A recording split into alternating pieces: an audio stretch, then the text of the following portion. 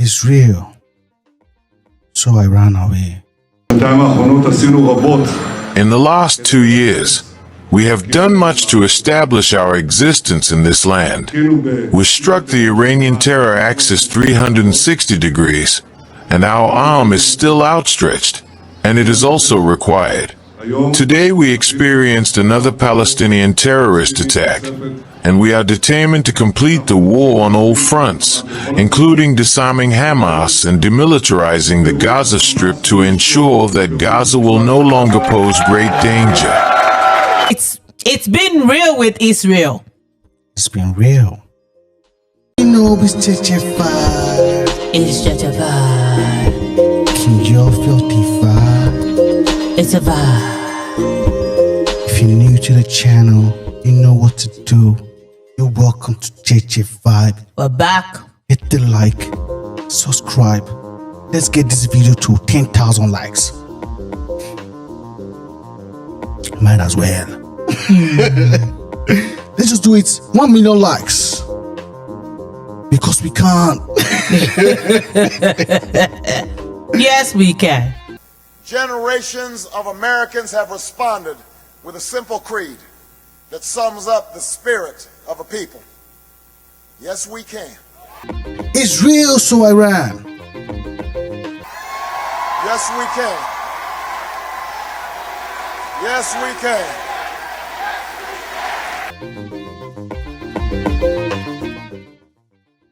It's real, so I ran away. What are the latest developments in the regional conflict? Let's talk about them briefly. Now, if you recall back in June, when Israel bombed Iran, what precipitated Israel's preemptive strike on Iran was a negative judgment by the European countries on Iran's compliance with the nuclear deal.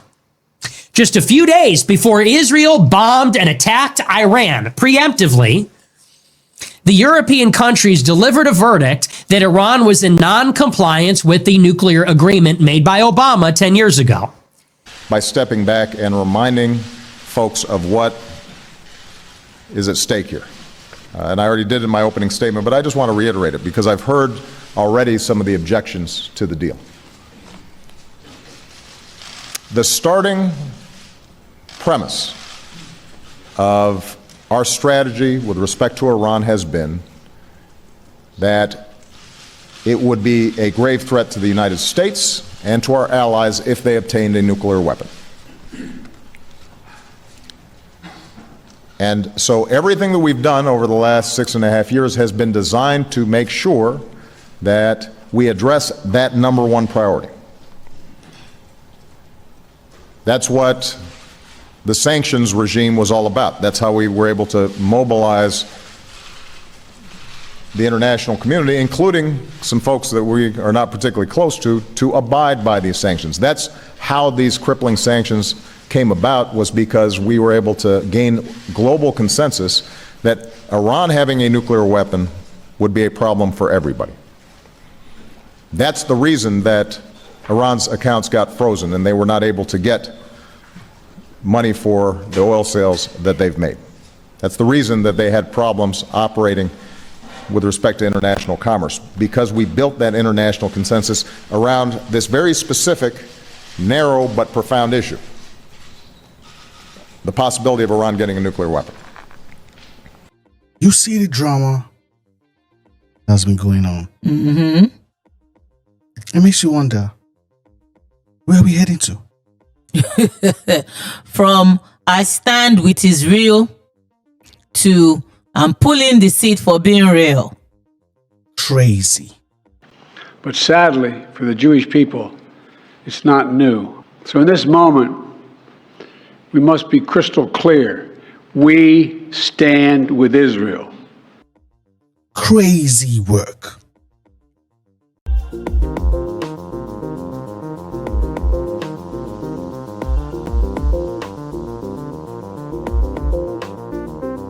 This is a whole crazy time right now. The whole drama happening with Israel and us. Yep. I'm proud to be the best friend that Israel has ever had, and they all say it. in the White House. They all say it. I guess it's true because everybody says it, Bibi. You said it today. Thank you. But as president, I terminated the disastrous Iran nuclear deal, and ultimately I terminated Iran's nuclear program with things called B-2 bombers. It was swift, and it was accurate, and it was a military beauty. I authorized the spending of billions of dollars, which went to Israel's defense, as you know, and after years of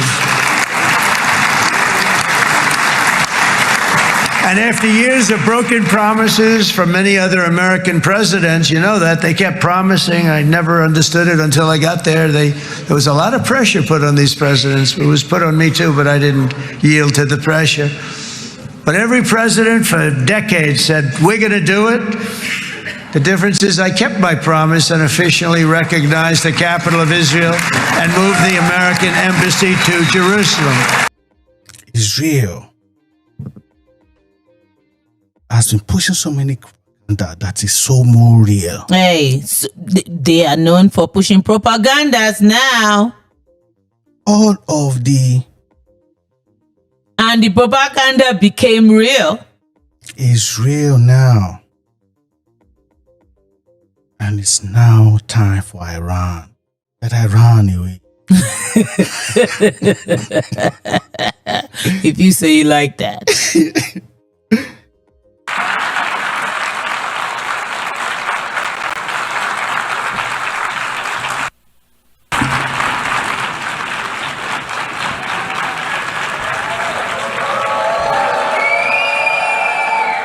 Please, order in the hall. Please, order in the hall.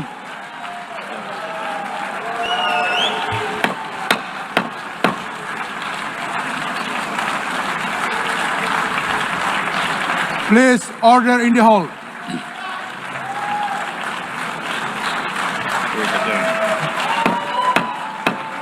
Please, order in the hall.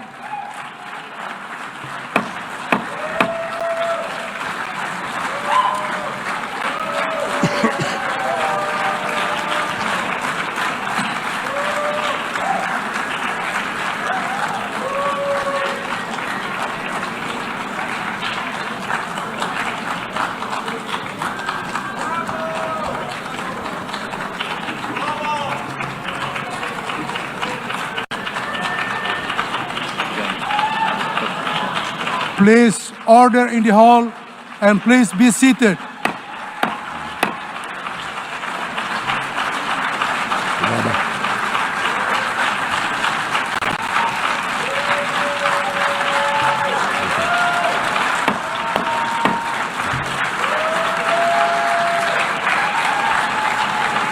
Please order in the hall.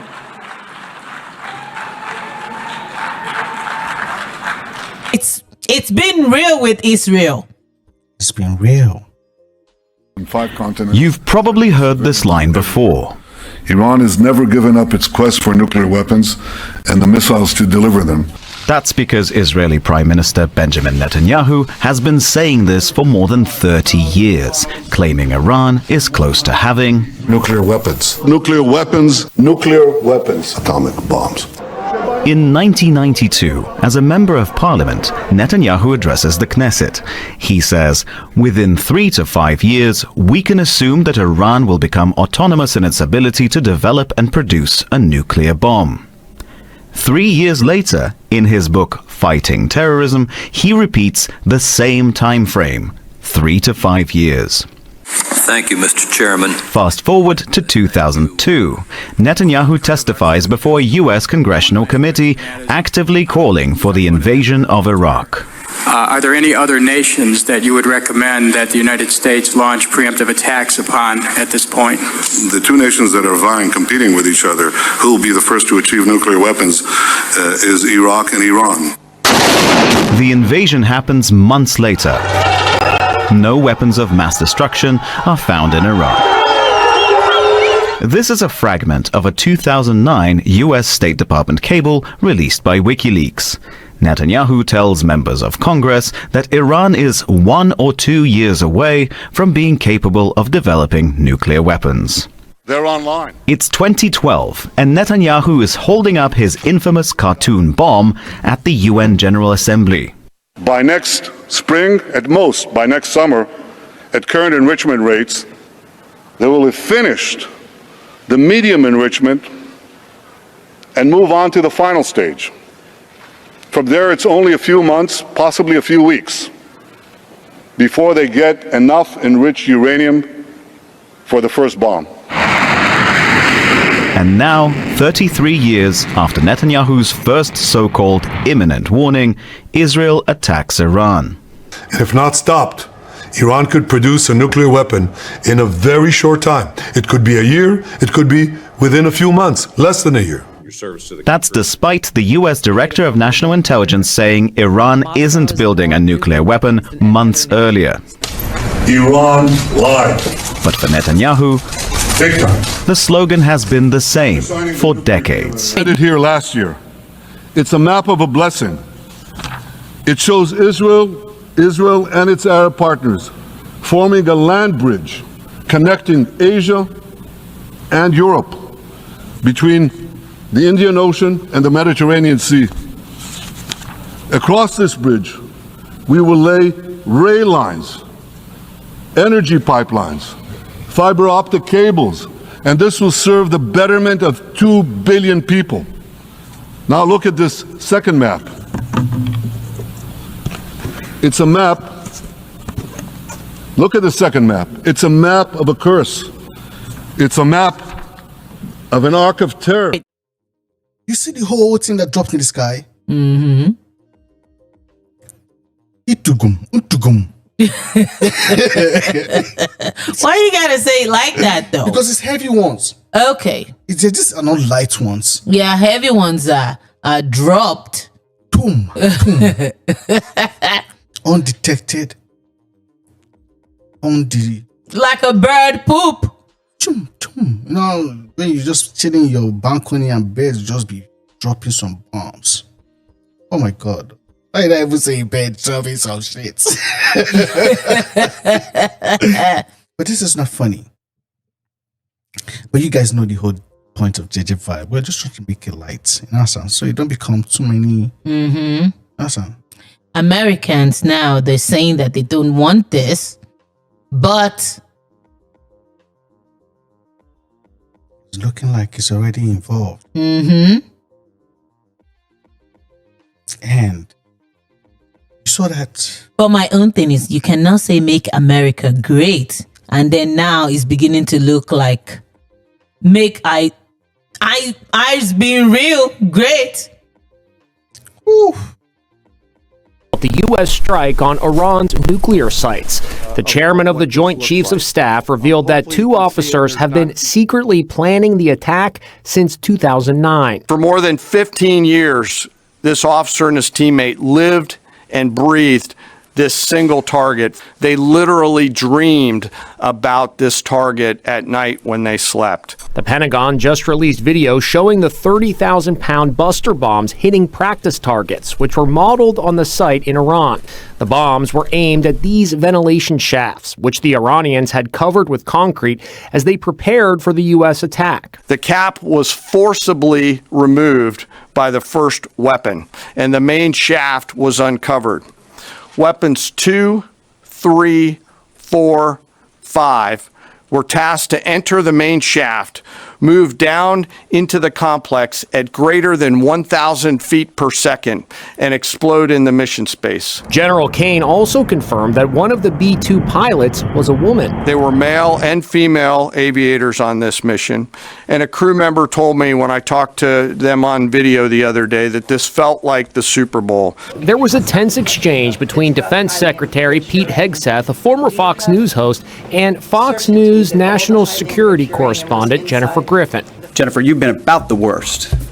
The one who misrepresents the most intentionally. I was the first to describe the B-2 bombers, the refueling, the entire mission with great accuracy. General Kane described the moment the planes returned safely to base in Missouri. Flags flying and tears flowing. I have chills literally talking about this.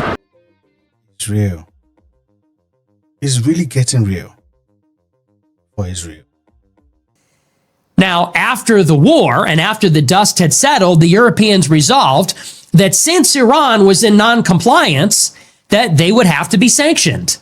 Because the nuclear deal says that Iran has to abide by nuclear restrictions, and if they do, they get sanctions relief.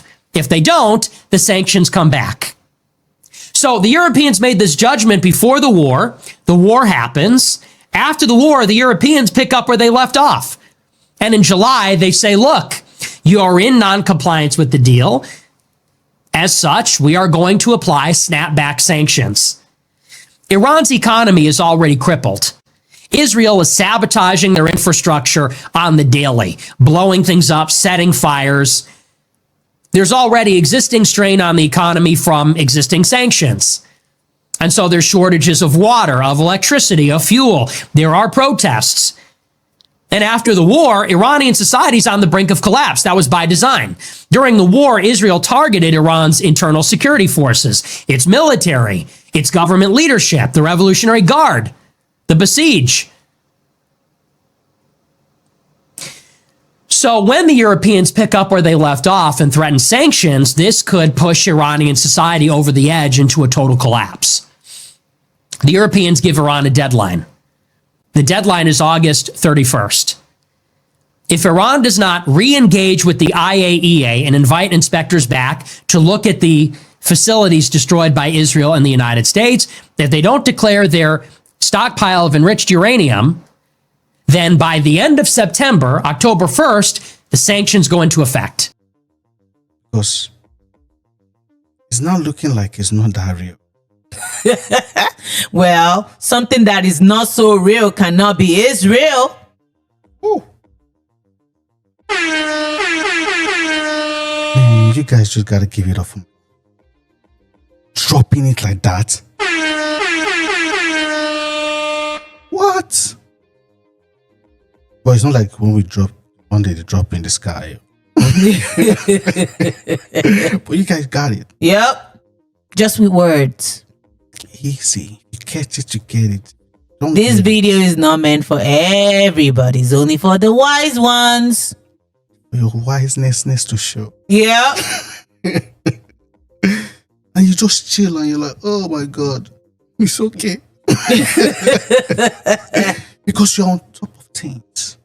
With Israel accused of committing genocide in Gaza thanks to US weapons, political support and funding, a lot of people are asking, just why is the US so staunchly pro-Israel? Well, the answer isn't all that simple, but a big part of the conversation is a particular lobby group called the American Israel Public Affairs Committee, or AIPAC.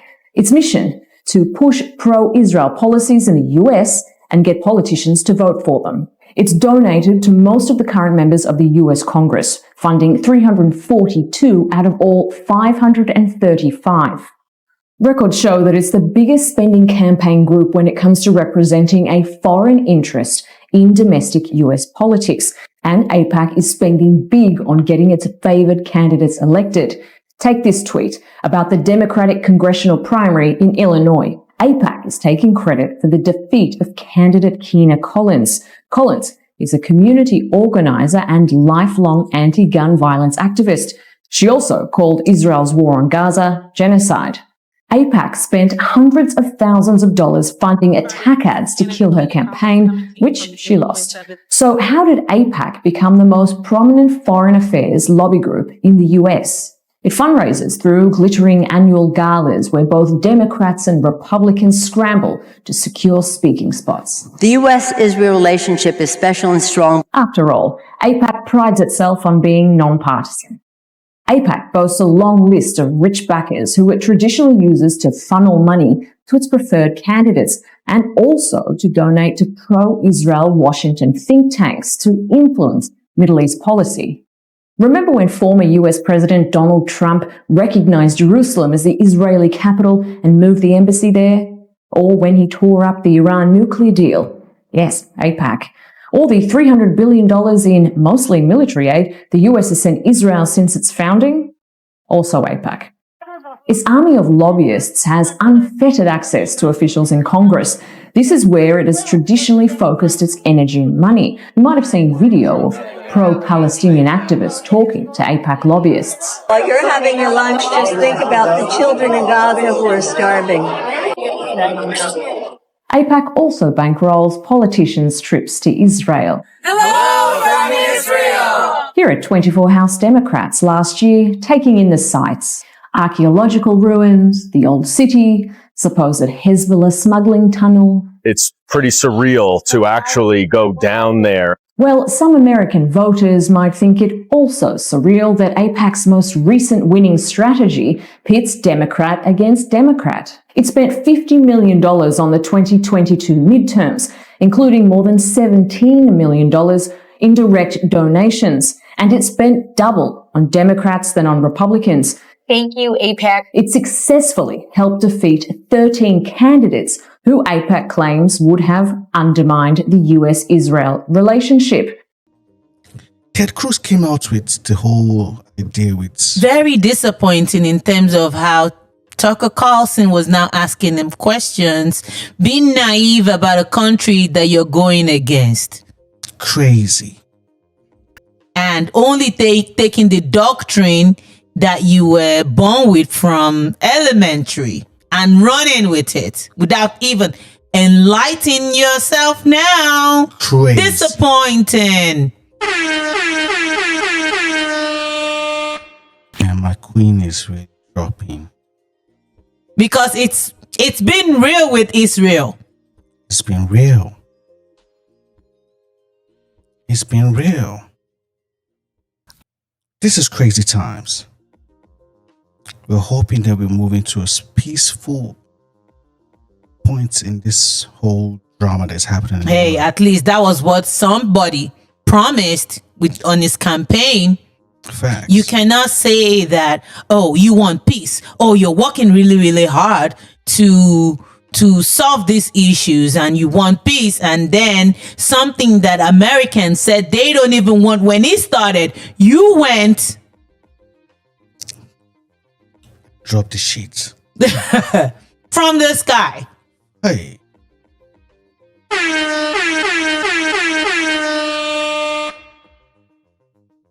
A short time ago, the U.S. military carried out massive precision strikes on the 3 key nuclear facilities in the Iranian regime, Fordow, Natanz, and Esfahan.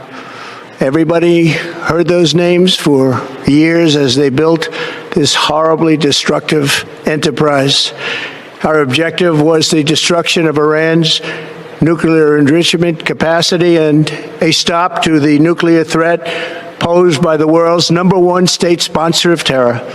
Tonight, I can report to the world that the strikes were a spectacular military success. Iran's key nuclear enrichment facilities have been completely and totally obliterated. Iran, the bully of the Middle East, must now make peace. If they do not, future attacks will be far greater and a lot easier. For 40 years, Iran has been saying death to America, death to Israel. They have been killing our people, blowing off their arms, blowing off their legs with roadside bombs. That was their specialty. We lost over 1,000 people, and hundreds of thousands throughout the Middle East and around the world have died as a direct result of their hate. In particular, so many were killed by their general, Qasem Soleimani. I decided a long time ago that I would not let this happen. It will not continue. I want to thank and congratulate Prime Minister Bibi Netanyahu. We worked as a team like perhaps no team has ever worked before. And we've gone a long way to erasing this horrible threat to Israel. Candace has been saying it. She wasn't wrong. And not even just her. Everyone too. We know.